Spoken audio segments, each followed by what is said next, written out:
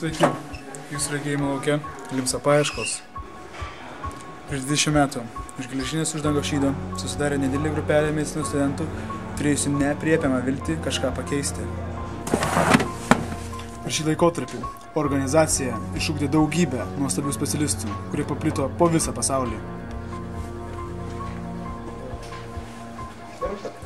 Štai pribrendo ypatingas poreikis atnaujinti šias nervinės sąsajas. Todėl mes ir neištvėrėme ir leidėmės į kelionę, ieškodami savo ištakų. Prisimink, jeigu tu nieko neieškai, tai dar nereiškia, kad niekas neieško tavęs.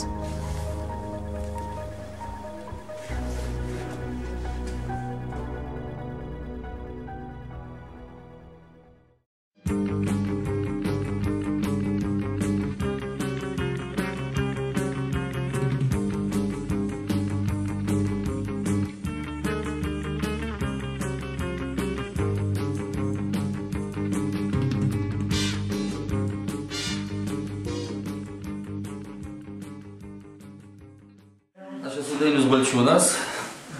Aš kada buvau studento, ačiū Dievui. Ir to visai nesigailiu. Nemaždaug ko gerai žinot jau tą visą istoriją Limsos, ne? Viskas prasidėjo turbūt nuo to, kad mes buvom tie studentai, kurie dar eidavo tarnauti į sovietų kariuomenę. Tai pati pradžia tai buvo, kad gal jau kažkas pasako, kad mes sužinojom, būdami aktyvūs studentai savo, neatsimenu, mes buvom 4 kurso, atrodo, ar 3. Ir čia buvo 80 tikriausiai 8 lietuvius medikų studentus, komjaunuolio organizacija, komunizmo organizacija bandys važiuoti į Maskvą, kad įstoti kartu su visasąjunginė organizacija į Pasaulio studentų medikų asociaciją. Kadangi važiavo komjaunuoliai atskirti, mums nieko nesakydami, į tą organizaciją, kad įstot kartu bendrai su visasąjunginė organizacija į tą Pasaulio studentų medikų asociaciją. Mes padarėm susirinkimą ir mus delegavo tada Vytenį Labanauską ir mane iš Kauno. Ir iš Vilniaus buvo irgi dar porą kompanijos. Ir mes visi važiavom lygiagrečiai. Išvažiavo komjaunuoliai ir mes važiavom tą. Toks buvo visą laiką branduolys, 6, 7, 8, tai plius minus. Ir įkūrėm, pasirašėm tą visą tą naktį įkūrimo deklaraciją ir išvažiavom kitais metais išvažiavom į Sarajevą. Sarajevą mes išvažiavom turbūt 4 ir 5. Verkauskas, Numavičius, Taškevičius, tikrai važiavo ir Balčiūnas. O mes, reiškia, atvažiavom tenais ir per tą pagrindinį susirinkimą, tai jau buvo įvykis, mes tada įpareigojom Vytenį Labanauską, nes jis buvo mūsų ten toks pagrindinis, jis tuo metu buvo ir biški komjaunime, ir biški jau alternatyviai, ir įpareigojom jį pasakyti kalbą nuo tų atsiskyrėlių. Ir tada Vytenis Labanauskas per tą didįjį susirinkimą, kur niekas to tada nesitikėjo ir apskritai dar tuo metu apie nepriklausomybę niekas nešnekėjo. Netgi ir aukštuose sluoksniuose politiniuose dar nebuvo apie tai kalbos. Tai atsistojo Vytenis ir pasakė, kad mes nenorime stoti kaip Sovietų Sąjungos, reiškia tie visi medikai, studentai. Mes norim stoti kaip lietuviai į tą asociaciją, kaip Lietuvos studentų medikų asociacija. Tai buvo sukėlė tam didelį furorą, tada Maskvoje ten visi stojo, da što вы там, что вы себе представляете. Ten prasidėjo blaškymasis ir tiesa, tada aišku, iškart susipažinom dar su latviais, su estais, pradėjom ten demonstratyviai angliškai kalbėtis visi, kad viso sukėlė sąmyšį ten Rusijoje tada tais laikais. Ir pasikalbėjom su tais visais organizatoriais, viskas taip ir išėjo. Tai gal galėtumėte įvardinti kokias nors tokias pagrindinės problemas, su kuriomis susidurdumėte savo veikloje? Kad jų nebuvo. Studentams jų yra iki kelių. Mus palaikydavo, iš tikrųjų, dekanai palaikydavo, prodekanai palaikydavo, rektorius labai palaikydavo. Ir mylėdavo. Ir ko daugiau studentų reikia? Meilės, kartais pinigų. Viena iš tokių pagrindinių idėjų iš karto tapo, nes taip iš karto supratom, kad mes Lietuvoje esame 2 atskiros mokyklos Tas bendravimas su Vilnium buvo tokia kaip vėlgi atskira nauja sritis, nes iš esmės iki to laiko tai buvo, kažkas vyksta Vilnium, kažkas Kaune, niekas nieko nežino. Aš galiu pasakyti, aš, pavyzdžiui, per Limsą įgijau savo specialybę mikrochirurgo. Aš buvau pirmas studentas, kuris išvažiavo į Austriją ir papuoliau į vieną rimčiausią pasaulio korifėjaus mokyklą. Limsa tai yra tas įrankis, kuris tau įgalina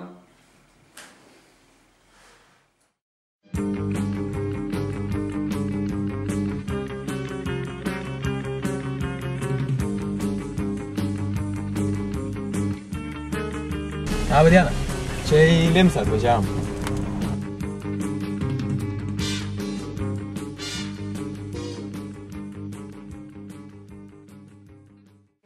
Neaišku, kas čia bus. Labai smagu, bet pasakysi gana įvairiamus. Jo, va? Ir taip pat. Tai sveiki, ponas. Sveiki. Tai vat mus pasakė žinios, kad jūs čia esate vienas iš tų didžiųjų Limsos mohikanų pirmųjų. Ir mes jaunieji norėtume paklausti jūsų, kodėl jūs stojote Limsą? Koks buvo poreikis? Ką jūs norėjote padaryti, veikti? Poreikio jokio nebuvo, viskas įvyko spontaniškai, grupiai baigėsi paskaita ar pamoko užsiėmimas ir mergaitė sako, ten kažkas vyksta, einam pažiūrėti. Studentai pirmakursiai visada yra žingeidus, jam kažkas vyksta, tai jis ir bėga, taip ir netyčia pakliuvau į didžiąją auditoriją. Eidamas pro duris visai nežinojau nei kur einu, nei kas bus, išėjau, jeigu gerai atsimenu, tai ten ar taryba mane išrinko kažkas tokio. Sveiki, ponas Arvydai. Sveiki. Ačiū labai, kad skirite mums laiko. Žinau, kad jūsų darbotvarkė labai užimta. Džiugu matyti, kad obuoliai nuriedėjo ne taip ir toli, ta prasme, kad artėjo obels ir kad jie yra sveiki. Kodėl vadinasi įstojom, tai sakau, norėjusi visų pirma būti visuomeniškai aktyviems, norėjusi dalyvauti veikloje, kuri būtų kokybiškai skirtinga nuo tos veiklos, kuri buvo vykdoma tarybiniais laikais ir kuri buvo, sakykime taip, jaunoji nomenklatūros organizacija. Tai va. Galėtume papasakoti, kokios būtų tokios įsimintinesnės akimirkos iš Limsos gyvenimo? Viena geriausių buvo, kai su Arvydu Pačkausku, prezidentu, 2 kadencijas iki manęs, mes važiavom į Serbiją. Mes važiavome į Makedoniją. Mes, aišku, važiavome su traukiniu. Tai yra, jis prie Serbiją tuometinė, bet šiaip Makedonijoje tas kongresas vyko, vasaros generalinė asamblėja. Pinigų pasiskolinom iš mūsų gero rėmėjo Preventos, dabar jau aišku nebėra tos įmonės, ir už skolintus pinigus važiavo. Ir Vincas susižinojo, kad taip iš tiesų vadinasi į Makedoniją keliaujant pakeliui nereikia mums jokių vizų. Ir mes, vadinasi, savo sėkmingai važiuojame. Su savimi vežamės, be abejonės, nes neturėjome jokių būdų tos pinigus pervesti ir taip toliau. Narystės mokestis su savim, vadinasi, vežamės pinigus kelionėje atgal grinais, vadinasi, maitinimais irgi tik tai grinais. Ir aišku, tai nebuvo tikrai dideli pinigai, vadinasi. Ir vežamės 50, vadinasi, numatytų kontraktų pasirašymą. Užsnūdome, mes dviesi važiavome kupė, užsnūdome traukinyje. Ir ką, ir staiga pabundam pasienio kontrolę, Serbija, Vengrija, apsikrapštom, pinigai pavogti, reiškia, vizos už ką pirkti nėra, paaiškėjo, kad kaip ir galima tą vizą nusipirkti, bet nėra už ką. Jausmas toks, kad turbūt mūsų ar apipurškė, ar kažkokiu kitų būdų apnuodijo ir labai tvarkingai apšvarino.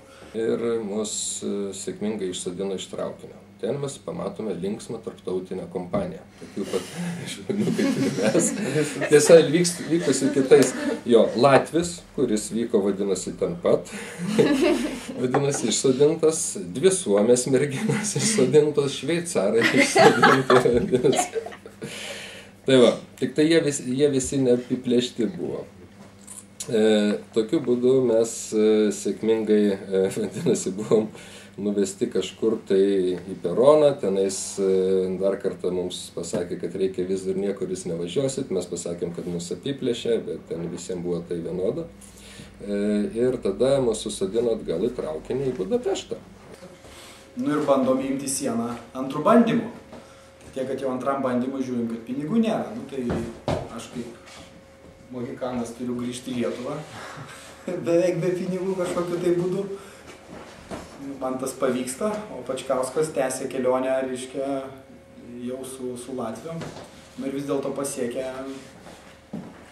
tą Skopję, reiškia, Makedoniją. Tokiu būdu, vadinasi, 3 dienas pavėlavęs, bet aš vis dėlto nuvažiavau į tą Skopję, į Exchange Officers meetingą ir mes vis dėlto sudarėme tos kontraktus su skirtų šalių, kitų šalių organizacijomis ir vasarą įvyko studentų klinikiniai mainai. Sakyčiau, taip, jeigu reikėtų įvardinti, kas galėtų kaip modelis būti Vilniaus-Kauno santykių, toks teisingas modelis, tai sakyčiau, Limsai buvo toks variantas, kur konkurencija iš tiesų daugiau duodavo naudos negu kažkokio tai negatyvo. Jūs nežinau, kaip tai atrodytų, bet mūsų dėrybos dėl kontraktų dalinimosi tai būdavo New Yorko biržos. Tai yra, aš tau duodu šito, ne, tas nelygiavertis, čiagi ką tu man kiši, čiagi Rumunija, čia Katalonija. Gerai, kai sako, į Bulgariją ir Rumuniją, tada mus viena Katalonija. Gerai, bet unilateral, nes mums reikia. Brazilija. Aha, kur tie ta Brazilija? Pas jūs yra kas, o pas mus yra kas važiuoja. Gerai, Brazilija. Šiaip gerai, žinokit, jeigu vėl žinočiau, kad kažkur tai kviečia eiti tos mergaitės iš mano grupės ir kad ta veikla vis tiek atims nemažai ir laiko, ir jėgų, ir energijos, aš turbūt vėl kartočiau tą patį, taip sakyčiau, einu, taip, parašykite į tos kandidatus tam.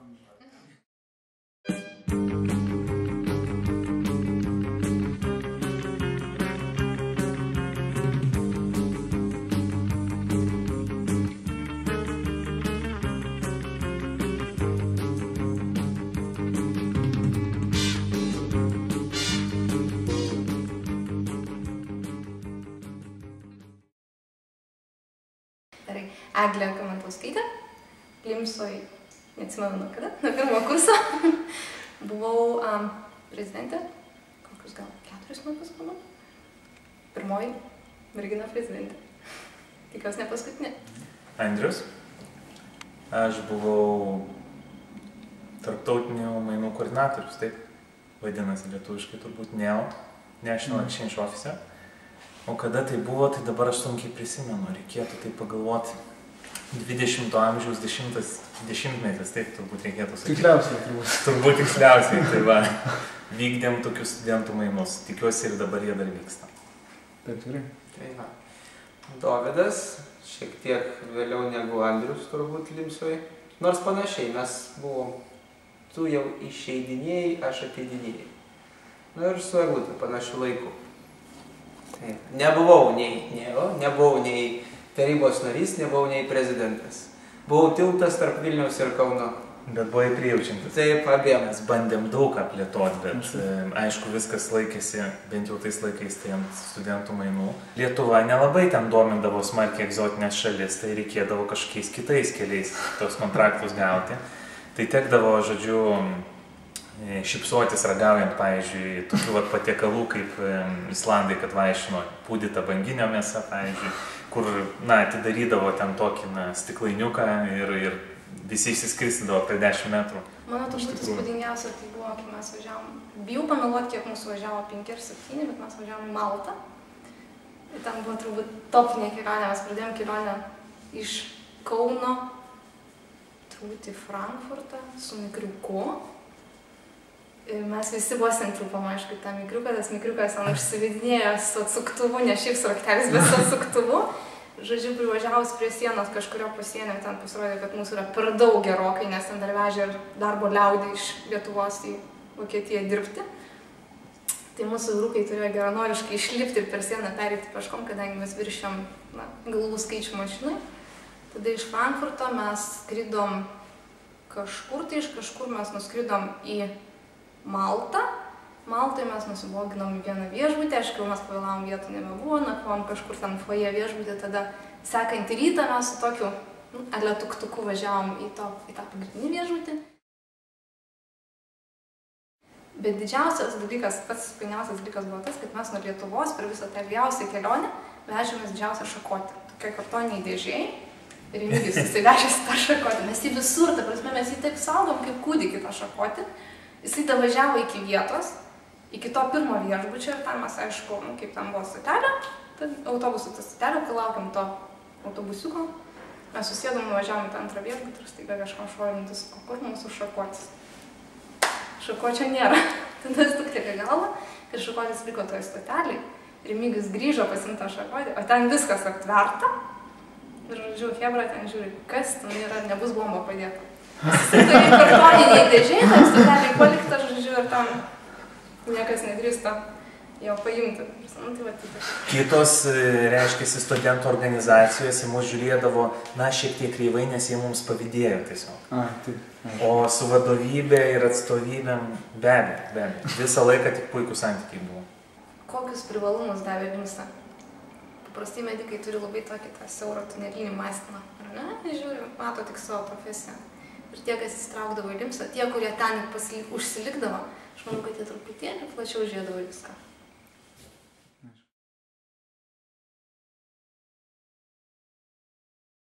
Tai sveiki, docentė Šerpytė. Ačiū labai, kad skirti mums laiko. Ir kaip mes žinome, tai jūs jau esate ilgalaikis mūsų draugas, rėmėjas. Aš visgi kaip Lietuvos širdies asociacijos irgi atstovas. Į eilę renginių, kurie buvo mūsų daromos širdies asociacijos su Limsa, jie tikrai labai sėkmingai vyko. Labai nuoširdžiai studentai dirbo. Ir, reiškia, dirbo dėl to, kad buvo gera organizacija. Gera, nė vienas nepavedė. Nu, nebuvom perestukinai. Nebuvo tokio atveju, kad pavestų. Tai ir iš mano pusės yra labai didelis pasitikėjimas. Aš tikrai sveikinu jūs visas jūsų darbo kryptis. Ir tiek užsienio kryptį, kurie dirba su užsienio studentais ir kurie dirba sveikatinimo prasme tą kryptį, reiškia profilaktikos prasme, nes daug renginių praėjo. Kad jūsų viltis, jūsų darbai būtų reikšmingai įsipildytų, jūs taptumėte geri specialistai ir geri žmonės.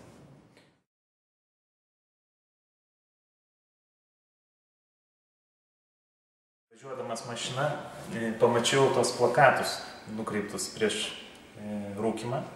Ir iš tiesų pagalvojau, kad tuo metu, kai aš buvau Limsoj, mes daug kalbėjom apie tai, kad reikia veiklą plėsti, reikia ją vystyti, daugiau visuomenėje veiklo reikia dalyvauti. Ir visada tas buvo tokia svajonė ir aš pamatęs tą plakatą pagalvojau, va čia yra kažkas realiai padaryta. Ir linkėjimai būtų iš tiesų, kad Limsa taptų visuomenės dalimi ir iš tiesų padarytų darbus, kurie padėtų mums visiems ir duotų va tokią apčiuopiamą naudą, kaip ši akcija, į kurią aš tikrai atkreipiu dėmesį. Ir kai pamačiau tą Limso ženkliuką plakato kampe, likau iš tiesų sužavėtas. Kažkokių ilgalaikių planų, ten, kad strateginis planas 5 metam, ten stiprybės, silpnybės, ten SWOT analizė, patikėkit, mes to nedarydavom. Gyvenimas būdavo kaip kokiam fronte, reiškia, turi prasilaikyti tuos metus. Aha, pinigų užteks, tiek kontraktų turim, vieną šalių, pavyzdžiui, tiek atvažiuos kataloniečių, aha, tai reiškia uždirbsim, tada pafinansuosim tą, darėme iš ten, išgyveni metus, atlaikai ataskaitinę konferenciją, galvoju, valio, dabar ateina sekantis sezonas, kaip gyvensim toliau. Iš tiesų džiugu vadinasi, kad prisiminėt, sakykim taip, seniorus. Džiugu, kad veikla vyksta ir palinkėti norėčiau, kad jinai iš tiesų tęstųsi. Buvo vizija tokia, kad studentai turi bent kažkiek laiko praleisti užsienio klinikose. Dabar tai yra jau kaip standartas, tai turi būti. Nežinau. Dar duosi šansą pagalvoti dėl to palinkėjimo? Duosi. Dar 10 metų. Vėliau pažiūrėsim. Jau kaip ir pilnametystė jau reikia vystyti iš tikro, manau, kad dabar galima visokias dukterinės organizacijas kurti jau, arba sūninės kaip tas.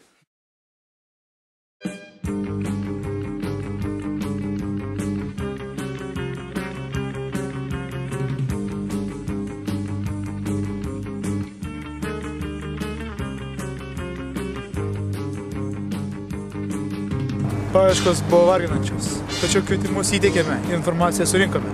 Laikas galutinė akistatai.